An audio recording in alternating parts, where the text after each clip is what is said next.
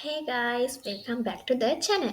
අද අපි කතා කරන්නේ කිවි කියන පළතුර ගැන. ඔයාලා දන්නවද මේ කිවි කියන්නේ මොන වගේ පළතුරක්ද කියලා?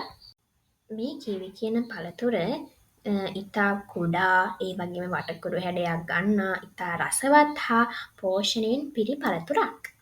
මේ කිවි පළතුරේ පෙනුම ගත්තහම පිටත දුඹුරු වර්ණයෙන්ද ඇතුළත කොළ පාට වර්ණයෙන්ද ඒ වගේම මේ කිවි පළතුරේ බීජය කළු පාටින්ද දිස් වෙනවා.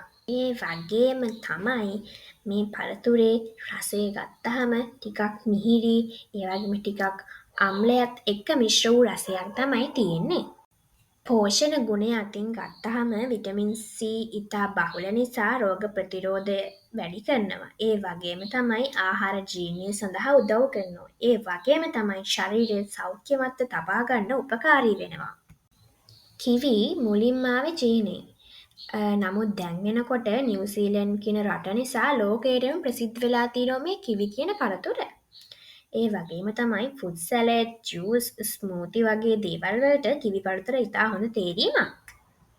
ඔයත් කිවි කන්න කැමතිද? එහෙනම් පහලින් කමෙන්ට් කරන්න.